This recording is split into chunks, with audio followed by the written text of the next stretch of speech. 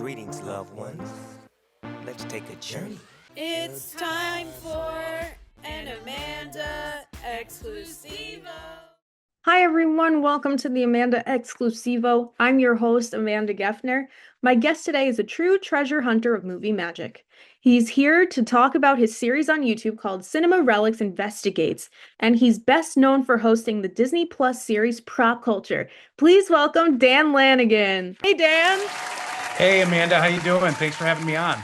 I'm great. I'm so excited to talk to you. Let me tell you, Prop Culture was one of my COVID shows. I loved it. I know that's like the sad way to phrase it, but it's so true at the same time. It was. Yeah, I remember when we were shooting it, the plan was to release each episode independently, week by week. And then about 2 weeks before, because we didn't really have an airing schedule. We had finished the show, had finished post-production, and we got a call from Disney saying, yeah, we're going to be dropping the entire series in 2 weeks. And we're like, what? That's Yep, crazy. we think it's good for what's going on in the world today. And honestly, I think it was a good thing to do because people could go and find the episode that they like the movie from. And then if they like the show, they could go back and look at other episodes. And that kind of worked to our advantage. Yeah, but before we talk about Cinema Relics, which is awesome, by the way, and I have watched a couple episodes, and I'm a little jealous you got to hang out with Gonzo from the Muppets. But let's get into that in a little bit. So where did the idea for Prop Culture come from, and how did it end up at Disney Plus? Prop culture was an idea that I had been bouncing around in my head for a while. I have been collecting a movie memorabilia for 25 plus years. So I was, I'd been collecting movie memorabilia before I actually was involved in the movie industry, doing television stuff, right? Not movie industry, but the television stuff. And I'd always been pitching it to my partners. Hey, let's do a show about movie props. And initially we were going to call it Raiders of the Lost Props. And that's how we sold the show to Disney. And ultimately, I think Lucasfilm wasn't a fan of us using that, even though it was part of the company at that time. So we skewed off of that, and then we were going to call it, while we worked on the show, we were actually going to call it Cinema Relics, because that's my company name. And they didn't want to have to negotiate with me for my company name, so we came up with Prop Culture. Honestly, works out really well, and it was a good title for it. No, And ultimately, to your question, I kind of went off on a sidetrack there. I want to share the history of these wonderful pieces that I've been collecting, because it's great, pop culture, these pieces, these references, these artifacts from these films, but ultimately it's the people behind it, that the unsung heroes that don't really get the light shine upon them. You get the stars that get to see, get the press and the director and sometimes the writer, but not usually the people that are actually making these wonderful little gems, these little treasures. And that was the reason to do the show. And I was lucky. I as much as I'm sad that we didn't get a second season, I'm very proud of the first season. It's a crazy world to get a show on TV, especially Disney. So I feel very fortunate that we were able to do it. no, and you're lucky. You got to go and look at so many great props from Disney movies such as Mary Poppins, Nightmare Before Christmas. What props stood out to you? I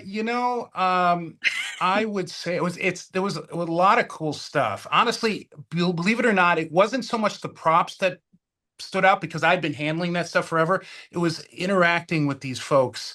Getting to meet the kids from Narnia was a big deal. That was really fun. It's just the human experiences, getting to meet Kathleen Turner and Christopher Lloyd was pretty awesome. And then sharing pieces with these people, getting them excited about the movies they've already been in and seeing these pieces from many years later. The nostalgia really was powerful. As much as it is in the show, it was in person. Oh, that's crazy. What was your favorite episode from Prop Culture? I know It's that's kind of like saying it's your favorite baby, when you have kids. But yeah. I would say, in retrospect, probably Narnia and Who Framed Roger Rabbit are probably my two favorite episodes. Oh, that's a good one, The Who Framed Yeah, Roger Rabbit. yeah. But I am a massive Disney fan, and the fact that you were able to like look at all the props for Mary Poppins, I was like, oh my God. From Yes, to the yes. snow globe to everything. So what was that like?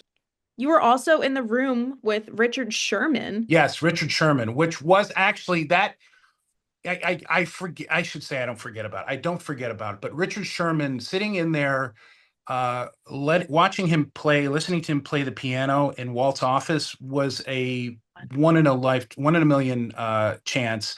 And then having Jason Schwartzman there as well, it was pretty cool. It was pretty cool. It was I grew up watching Mary Poppins on TV with my mom and dad, really my mom, and she loved the music. So the music always stuck with me, and to be able to meet Richard Sherman was pretty amazing, and to hear him play the piano. And Oh my he's sadly passed away since. So, it was cool. It was cool. It's not every day that you get to say that you were with Richard Sherman in Walt Disney's office That's right. piano for you. You That's lucky. right. Yeah, it was spectacular. Have you always been a Disney fan growing up? I mean, yes, I think most people are honestly growing up in the last 50 years, 60 years, you're very familiar with Disney. When I was with Christopher Lloyd, he had said that he was a huge fan of Snow White and loved that. And Disney had a profound effect on him growing up. So I mean, I think, you know, the Disney films, the animated films have changed the world in a positive way. It's a different market now. It's a different world now. They're still making cool stuff, but I don't think it's as powerful what they're doing now. They almost have too much stuff out there. Back in the day, they were very focused on what they wanted and what they put out there. And obviously, with Walt involved, he had a very specific vision of what to do. And that's why that stuff has stuck around and become so iconic. Oh yeah, no, there's so many iconic props from all Disney movies, especially when I saw you with the horses from Jolly Holiday, Mary Poppins. It's like, Yes, wow, that's so cool. yes. And they still have that. It's pretty Yeah. amazing. Oh my Yeah. God. And I also see you have some stuff behind you. Is there anything you could show us right here on the exclusive? Sure, sure. Let me grab my iPad here and show you this over here is a painting done by Drew Struzan. This is the original final key art from Indiana Jones: The Last Crusade, the advance art. So this would have come out to promote that the movie was going to be coming out, and then this was also used on a lot of product as well. This famous portraiture of Harrison Ford. And over here, let's see, what else do we have that's interesting? We have a stop motion puppet from Corpse Bride. Oh So wow. this is Everglot Senior sitting in his chair. So this is an actual stop motion puppet that would have been moved frame by frame. It is one of the leftover pieces from that production. Down here we have a skull. Let's see, where's the camera pointing? Sorry, skull from Bicentennial Man. So this is Wow. would have been Robin Williams' skull from that film. He was a robot in that movie. Up here we have a bucket from Star Trek Deep Space Nine. That would have been the character Odo because he was a changeling. He would have dropped into this bucket and slept in the bucket. And then over here, we've got an Easter Island head. Sorry, I'm trying to. No, This you're is from the film Pirates and Adventure with Scientists from Aardman. So this is Charles Darwin's Easter Island head from his house from that film. wow. I gotta check out The Office sometime in person. That's pretty Yeah. Oh, cool. this is just the tip of the iceberg. This is Wow. just what I have in my office. We have a giant warehouse here full of material that we are working on traveling exhibits. Wow, that's awesome. But I want to know some like behind the scenes stuff as well for prop culture. So, were there any props or artifacts that Disney wouldn't let you show or use on the show? Uh, there were films that Disney wouldn't let us touch Oh, upon.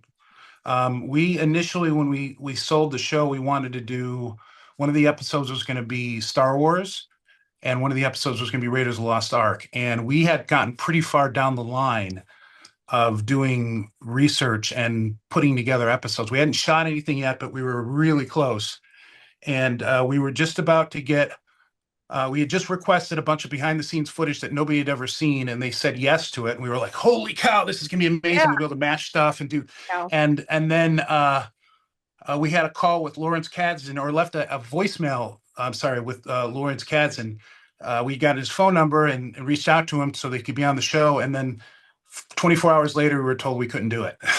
Oh So I my. think he decided he wanted to do something, or that we shouldn't be doing that for Star Wars or Raiders, and it went away. But that's movie making. That's there's a lot of people involved, a lot of opinions, and a lot of it's complicated. So it was very disappointing at the time, but otherwise not so much. Prop wise, I can't think of anything that I wanted to do. I think when it came to the props, as long as the film was approved and we had a good story behind the prop, I had kind of high requirements for what we would show in the film. I wanted to show interesting pieces that had interesting stories with interesting folks that were connected to it. Whether ultimately we tried to get people that built them, but they also wanted to have a little star power. So that's why we went out to the different folks like Christopher Lloyd and Kathleen Turner and so forth and so on. But ultimately that worked out really well because there was a lot of emotional connection to it. So it really worked out well. The emotional component of the show was very successful and much more than I could have ever expected. No, it definitely was. And as I said before, that was one of my shows during COVID, but I'm so excited that you have a series, Cinema Relics. So it's Cinema Relics Investigates, So tell or us. Cinema Relics Investigations. So yeah. So this show is a kind of a CSI of movie props. There is a lot of material that people have been collecting over the years, and people also like to create replicas. And because this stuff is so iconic, and there is a little bit of a worry when you buy a piece or when you add one to your collection that it's not what you thought it was. So what I'm doing is I'm going into my collection and doing a kind of a proper investigation of the provenance, which is the background history, whether the materials are correct. So the actual, is it what it should be from that period of time historically, how it would have been made, and then trying to screen match it, which is taking the film with the highest version that's available, which at the time when I bought a lot of these pieces, there was only DVD or VHS. So now you're looking at really great imagery and trying to match things to the film to see if that specific one is in the movie. And so we do that. Every episode is anywhere from 1 to 2 or 3 props from a specific grouping, whether it's a costume, a costume of elements, or specific pieces, props like the PKE meter from Ghostbusters, or the Mr. Fusion from Back to the Future, and looking at those and seeing, does this look like it could be the real piece with a real scientific investigation, at least as much as you can do with folks like us. Yeah, no, I mean, and you just brought up Back to the Future. That was one of my favorite videos that you put up, and you keep bringing up Christopher Lloyd. So I got to ask, what was that like, talking to him and looking at those props for Back to the Future? Such a classic. So when we talked to Christopher Lloyd, we were talking to him about Who Framed Roger Rabbit. So I didn't get a chance to talk to him about Back to the Future.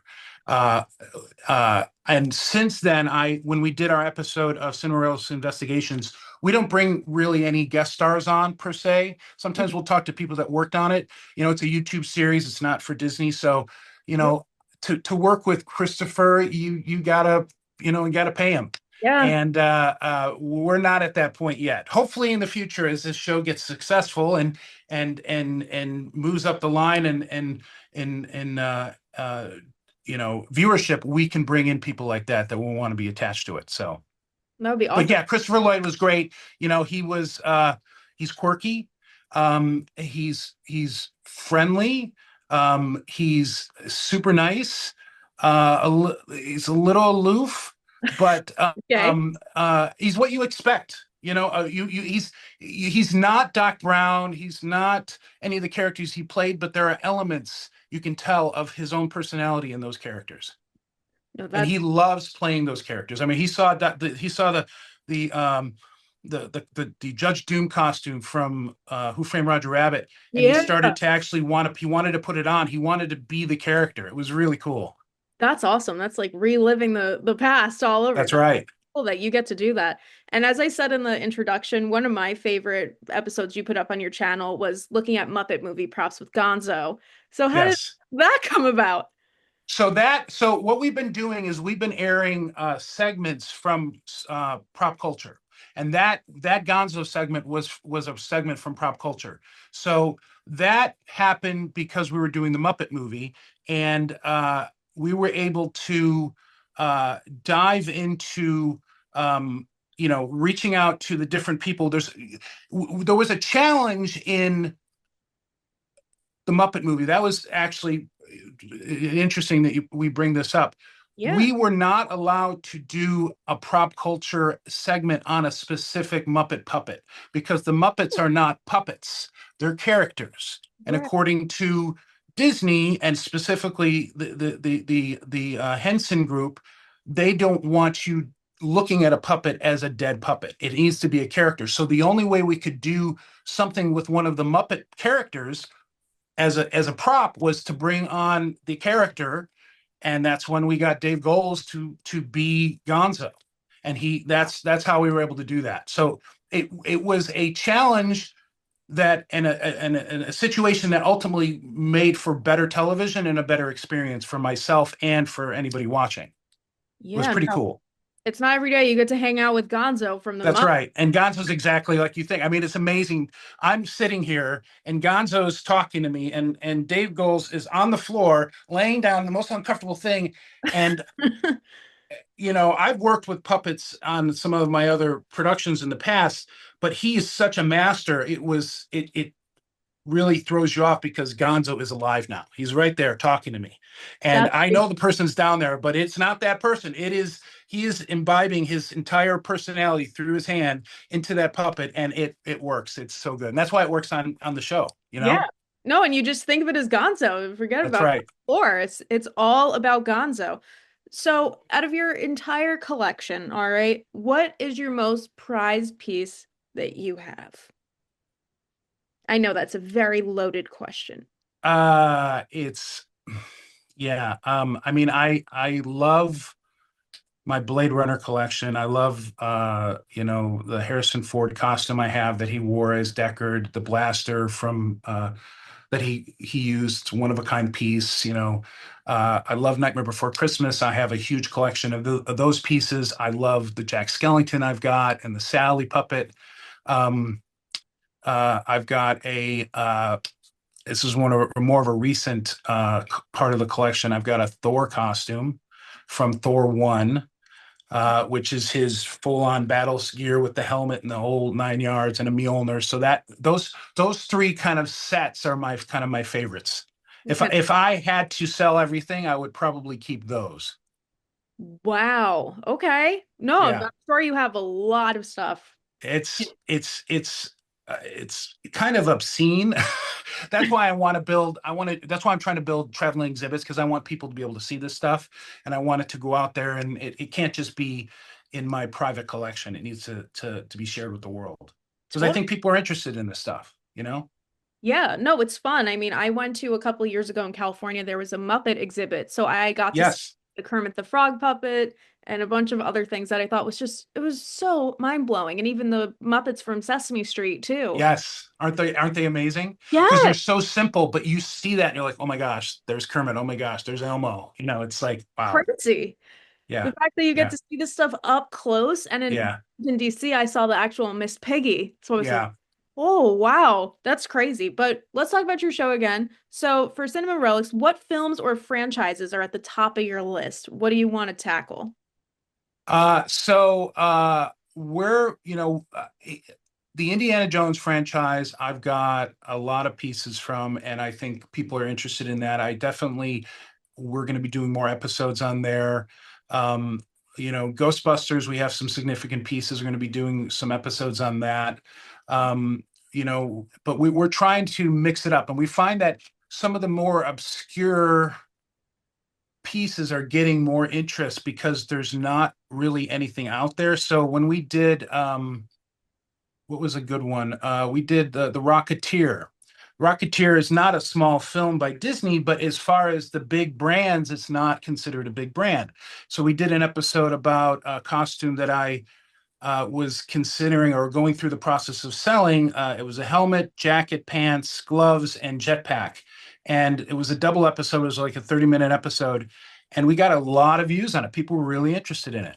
And something like the Toon Gun from Who Framed Roger Rabbit. Again, Who Framed Roger Rabbit's not like an Indiana Jones. It's not a Star Wars. It's not a huge brand, but it's still got the fan base. And that particular episode did really well. People really liked it, and it was fun. So I think you know, showing the nostalgia, I think, is important for our show, but actually getting into the specifics of, are these things right, and if they're not, why? And there is a bit of a true crime aspect to it, because some people are out there making fakes and selling fakes. And I have addressed that already with one instance where I had purchased what I thought was an original Stormbreaker from Avengers Infinity War, and it turned out to be a complete fake, and I was able to confirm it. And the guy that I sold it or bought it from, turns out that he probably knew about it and was intentionally selling me a fake. And there have been evidence now that he's been doing that for a long time. So there are folks like that that are trying to make quick money selling to people that want to believe the story of these pieces. And it's easy money for some of these folks. Yeah, you got to be careful with the deep fake stuff. Yeah. And it's deep fake in a like an actual, fraud. Yeah. This is, people are making shit and selling it. This is just like the frauds in the art world or frauds in the sports memorabilia world. It's the same kind of thing. And the more people are aware of, movie memorabilia as a collectible, the more commonplace this type of fraud is going to happen. So I'm trying to address that in a fun package of informationally and nostalgia within what our show is doing. No, yeah, you got to be careful no matter what. It doesn't matter if it's memorabilia, it could be anything. You just have That's to right. Buyer beware. buyer beware. That's right. But Dan, what do you have coming up? Any exciting episodes that you're doing? Yeah, so we're on hiatus right now. We've got a couple more weeks before we're going to be releasing a full new episode of Relics Investigates. We've been airing segments of prop culture, and we will continue to do that for the next couple of weeks. But I would say one of our bigger episodes, actually, it's interesting, is do you know the movie The Rock with Sean Connery and Nicolas Cage? Yeah. So we own a rocket launcher that would have delivered the gas. It's the whole point. It's like the MacGuffin for the film. And I've had it for years and I'd never put it together. So what we did was we filmed us assembling it and then trying to match it. And it was really interesting. It's unusual for us because we didn't shoot it in our main office. We shot it down in our warehouse. And it's a cool episode. That's going to be coming up. We're also doing one on, let's see here, Predator. We have one of the combi spears from Predator 2, which is one of the, it's a mechanical spear that the Predator throws and attacks his prey. And this is a mechanical one that it has actually springs in it. So when you press a button, it shoots out. It's actually kind of dangerous. So that's a cool piece that was made by Stan Winston Studios. And we get into that and talk to one of the guys behind Stan Winston Studios who also worked at Legacy Entertainment, which Legacy Effects, which is the guys that do like Baby Yoda, Grogu, and all the new Star Wars stuff. So yeah, it's interesting how simple little forgettable things from a film are so complicated sometimes. There's so much work going into them, and that's fun to dive into. No, yeah, that's awesome. And listen, anytime you're going to do something Disney related, sign me up. I'm happy to come join you. I want to check it out. Sounds great. I let you go, Dan. I was wondering if we could play a game. Okay. So it's called the speed round. All right. So what I'm going to do is I'm going to ask you as many questions as I can about you within 1 minute. They're mostly like fun, this or that questions. Okay. Okay. So my record right now, someone answered 22 questions in 1 minute. So we'll see how you do. I'm fairly slow at this kind of stuff, but let's see what I can do. Okay, well, we're gonna try our best, all right? Let me know All when right. you're ready, and I'm gonna start the timer. Okay, I'm ready. All right, 3, 2, now. Do you like to go to the movies or watch at home? Home. What's the most underrated Disney prop? Oh God. Uh, I can't pass it, can I? Okay, we'll think about it for later. What are Yeah. you binge watching right now? I'm binge watching an anime show called Clevitus. Okay. Your favorite ice cream brand? Uh, Briars. Your favorite movie prop? Deckard Blaster. If you could own one prop featured from pop culture, what would it be? Kermit's banjo. Popcorn or candy? Candy. Your favorite season? Fall. What's the weirdest prop you've ever seen? Dirk Diggler's prosthetic. Your favorite childhood cartoon show? Uh, Oh, DuckTales. DuckTales. the time's up. You got 9, but I'm very curious as to what the most. Wow, I did not do well. It's okay. It's okay. We had fun. That's all that matters. So tell me, now that you have some time to think about it, what's the most underrated Disney prop?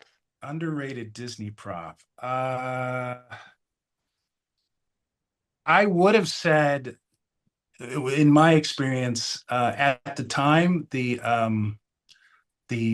shrink ray from Honey I Shrunk the Kids, because of how it was treated and fallen apart. It was certainly underrated by the Disney Archive. I shouldn't say the Disney Archive. The people that held it before the Disney Archive had it, they really got destroyed, and we were able to restore it. So that was fun through the show. And I wanted to ask you another one because we were going to get to this one as the timer went off, literally. Yeah. So who has made you starstruck? You've met so many people. Who's made me starstruck?